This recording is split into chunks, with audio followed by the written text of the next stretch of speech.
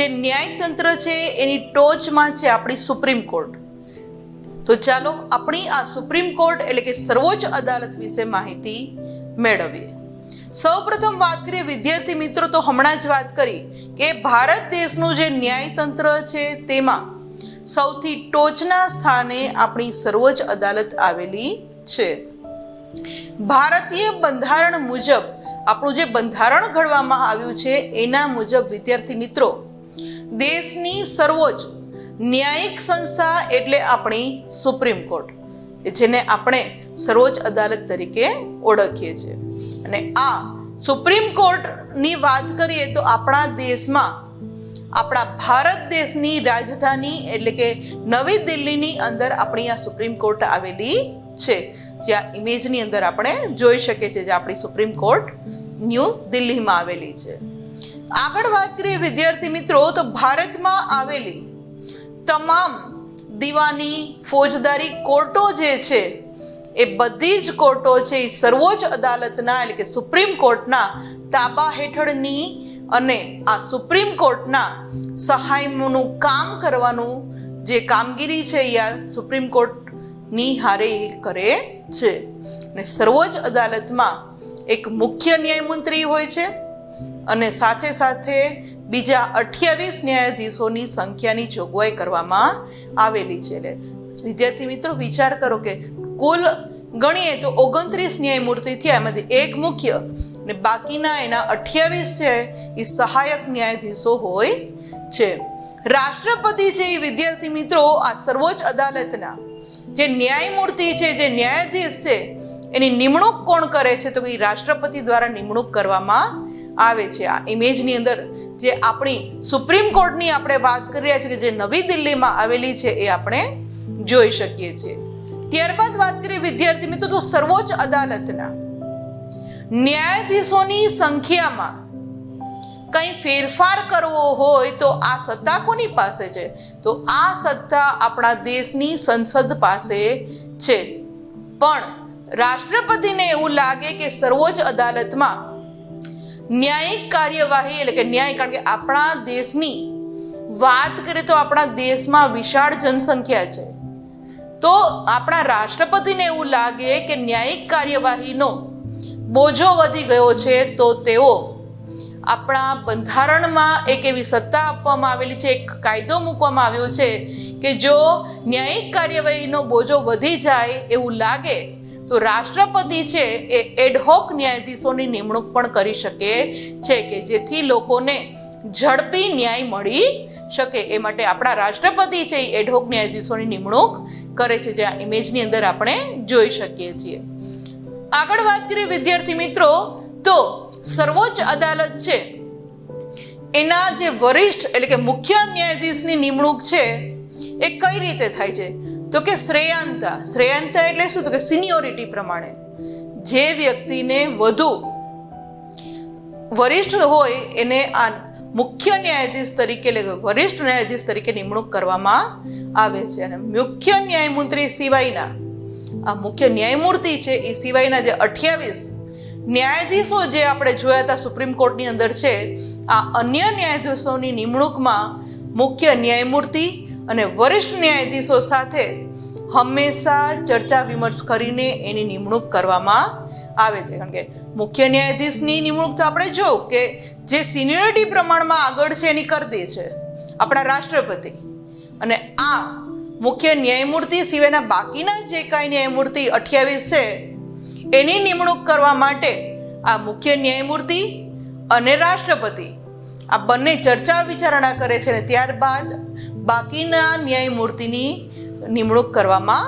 આવે છે, જે આ ઇમેજની અંદર આપણે જોઈ શકીએ છીએ. ત્યારબાદ વાત કરીએ વિદ્યાર્થી મિત્રો, તો મુખ્ય ન્યાયાધીશ બનવું હોય તો એના માટેની લાયકાત તો હોવી જોઈએ ને, કારણ કે આપણે વાત કરી હતી કે વહીવટી કારોબારી જે છે, રાજકીય કારોબારીની અંદર લોકોના મત દ્વારા, લોકચાહના દ્વારા પ્રતિનિધિઓ ચૂંટાઈને આવે છે, પણ જે લોકો વહીવટી અધિકારી તરીકે એટલે કે વહીવટી કારોબારીમાં આવે છે એના માટે આપણા બંધારણની અંદર અમુક લાયકાતો મૂકવામાં આવી છે.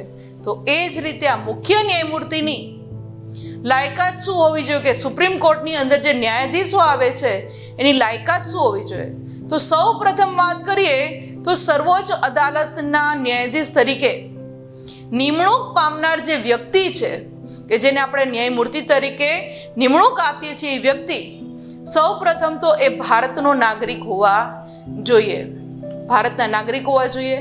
ત્યારબાદ ભારતની વડી અદાલત એટલે કે રાજ્યની અંદર, પછી ભલે ગમે એ રાજ્યમાં હોય, પંજાબમાં હોય, ગુજરાતમાં હોય, કેરળમાં હોય, કોઈ પણ રાજ્યની વડી અદાલતમાં આ ન્યાયમૂર્તિ તરીકે નિમણૂક પામનાર આ વડી અદાલતની અંદર ન્યાયાધીશ તરીકે ઓછામાં ઓછા 5 વર્ષ સુધી એને સેવા બજાવી હોય, કે વડી અદાલતમાં એને 5 વર્ષ કામ કર્યું છે, તો એ વ્યક્તિ છે મુખ્ય ન્યાયાધીશ તરીકે અથવા તો અન્ય ન્યાયાધીશ તરીકે સર્વોચ્ચ અદાલતની અંદર સ્થાન પામી શકે. એટલે 5 વર્ષનો એને ન્યાયાધીશ તરીકેનો હોવો જોઈએ.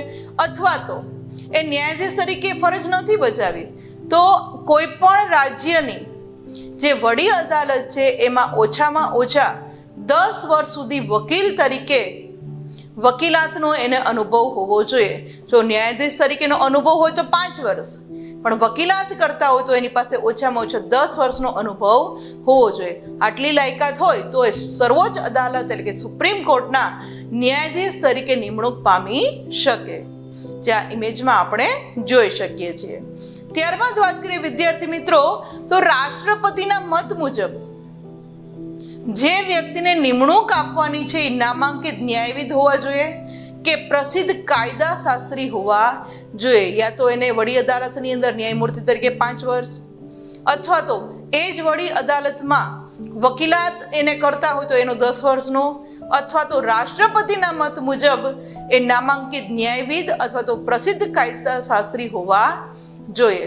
અને આ જે વ્યક્તિ છે કે જે ની ઉંમર 65 વર્ષ કે તેથી વધુ ઉંમર ધરાવતી ન હોવી જોઈએ, કારણ કે 65 વર્ષ પછી આ મુખ્ય ન્યાયાધીશ તરીકે સેવા બજાવી શકતા નથી, એટલે એનાથી વધારે ઉંમર હોવી ન જોઈએ. એવી વ્યક્તિ હોય એને જ સર્વોચ્ચ અદાલત એટલે કે સુપ્રીમ કોર્ટના ન્યાયમૂર્તિઓની તરીકે નિમણૂક આપી શકાય.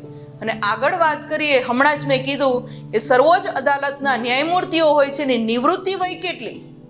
તો કે એની મર્યાદા છે 65 વર્ષની.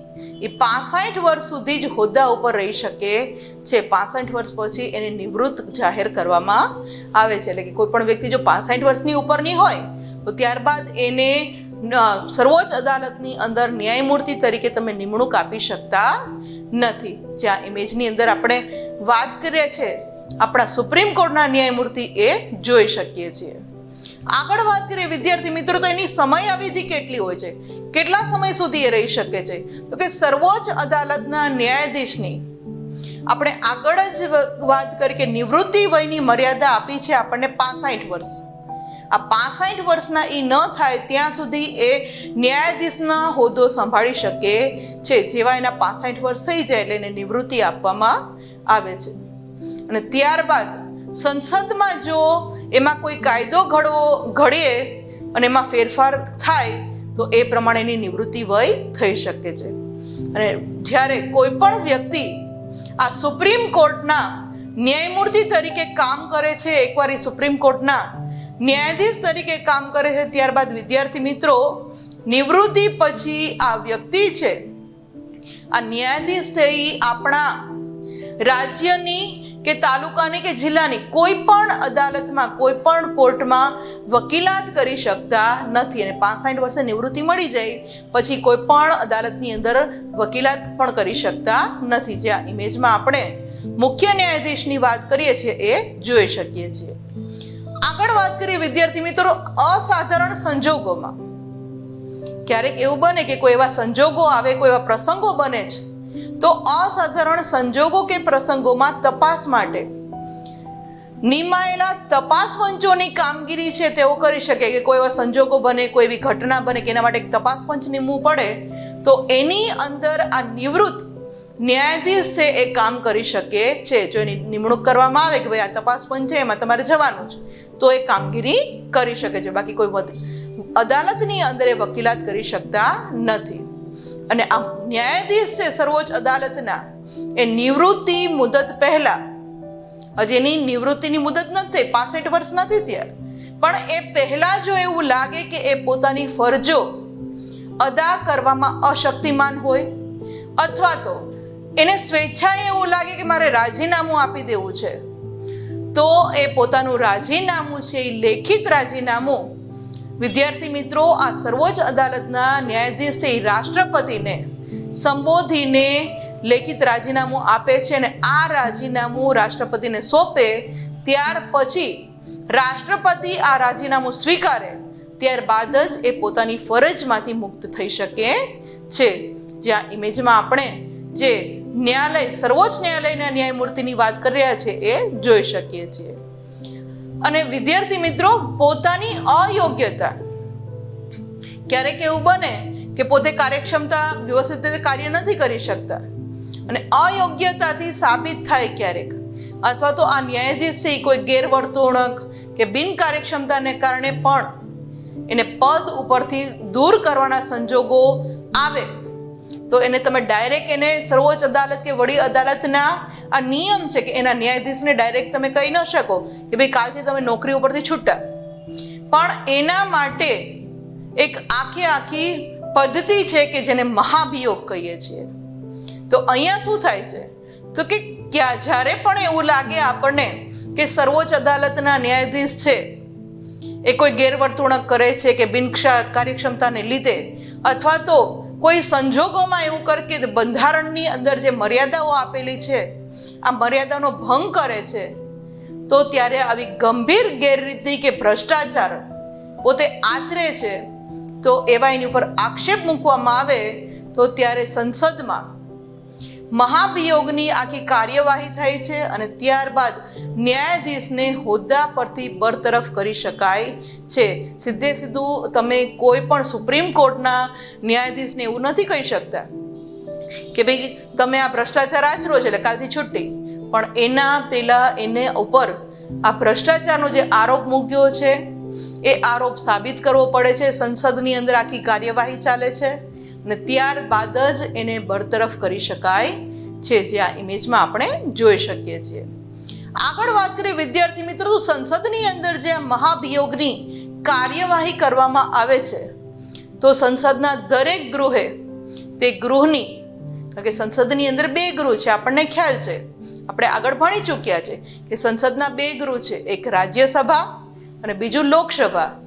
તો આ બંને ગૃહની કુલ સભ્ય સંખ્યા હોય એની બહુમતીના, અથવા તો જે દિવસે સંસદની અંદર આ મહાભિયોગની પ્રક્રિયા કરવામાં આવે ત્યારે આ ગૃહની અંદર હાજર રહીને મત આપનારા જે સભ્યો છે એ સભ્યોના 2/3 સભ્યો આ નિવેદનને ટેકો આપે કે હા ભાઈ આ ન્યાયમૂર્તિએ કોઈ ગેરવર્તણૂક કરી છે કે બિનકાર્યક્ષમતા દાખવી છે, એવું જે નિવેદન છે એને 2/3 સભ્યોની બહુમતી મળે, તો આ બહુમતીના ટેકાવાળું જે નિવેદન છે એ ત્યારબાદ રાષ્ટ્રપતિ સમક્ષ મૂકવામાં આવે છે અને જે તે સત્રમાં આ નિવેદન રજૂ કરાયું હોય વિદ્યાર્થી મિત્રો, તે પરથી રાષ્ટ્રપતિ જ્યારે હુકમ કરે કે હા ભાઈ આ બધા સભ્યો, સંસદ સભ્યો ભેગા મળી અને એની બહુમતી આપી છે કે આ વ્યક્તિએ, આ ન્યાયમૂર્તિએ ખરેખર કાર્યક્ષમતા નથી દાખવી, બંધારણનો ભંગ કર્યો છે કાયદાનો,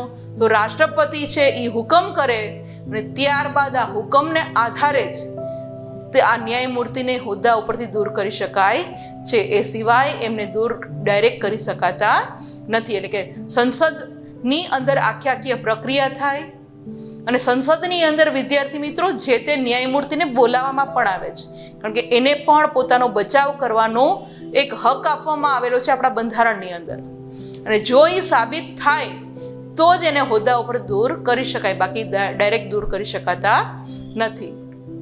અને સંસદ છે એ આ વિદ્યાર્થી મિત્રો ન્યાયાધીશના ગેરવર્તન અંગેનું નિવેદન રજૂ કરવા માટેની અને તપાસની કાર્યવાહી તેમજ સાબિતી માટેની કાર્યવાહીનું નિયમન કરશે. કારણ કે એની જે સાબિતી થાય છે કે નહીં, કે એને ગેરવર્તન કર્યું છે કે નહીં, એ માટેની જે આખી કાર્યવાહી છે એની સાબિતી માટેનું નિયમન પણ કરવામાં આવે છે. જ્યાં ઇમેજની અંદર આપણે વાત કરીએ કે સંસદની અંદર આખી કાર્યવાહી થાય છે મહાભિયોગની, અને એ સાબિત થયા બાદ જ એમને પદ ઉપરથી હટાવી શકાય છે, એ આ સંસદ ભવન આપણે જોઈ શકીએ છીએ. ત્યારબાદ વાત કરીએ વિદ્યાર્થી મિત્રો તો સંબંધિત ન્યાયાધીશને, કે જે ન્યાયાધીશ ઉપર આ નિવેદન, જે આક્ષેપ મૂકવામાં આવ્યો છે, જે આરોપ મૂકવામાં આવ્યો છે, એ સંબંધિત ન્યાયાધીશને સંસદમાં હાજર રહીને પોતાના બચાવમાં પોતાનું નિવેદન રજૂ કરવાની તક પણ આપવામાં આવે છે. એવું નથી કે સંસદ સભ્યોની બહુમતી મળી ગઈ એટલે એને હટાવી શકાય. જો એ પોતે નિર્દોષ છે એવું સાબિત કરી દે, એવું નિવેદન રજૂ કરે તો એને હટાવી શકાતા નથી. અને સર્વોચ્ચ અદાલતના ન્યાયમૂર્તિઓ જ્યારે પણ હોદ્દો ગ્રહણ કરે તે પહેલા આપણા રાષ્ટ્રપતિ છે એ આ પોતે હોદ્દો, જે સર્વોચ્ચ ન્યાયાલયના ન્યાયાધીશ તરીકે હોદ્દો જે ધારણ કરે છે, આ હોદ્દાની ગુપ્તતા અને બંધારણ પ્રત્યે તે હંમેશા વફાદાર રહેશે એવા વફાદાર રહેવાના અને ગુપ્તતા રાખવાના શપથ લેવડાવે છે. અને ત્યારબાદ એમની પાસે પ્રતિજ્ઞા પત્ર ઉપર સહી પણ કરાવવામાં આવે છે. આ ઇમેજની અંદર આપણા જે મુખ્ય ન્યાયમૂર્તિઓ છે એ જોઈ શકીએ છીએ, અને આપણા અત્યાર સુધીના જેટલા પણ રાષ્ટ્રપતિઓ છે એને પણ આપણે જોઈ શકીએ છીએ.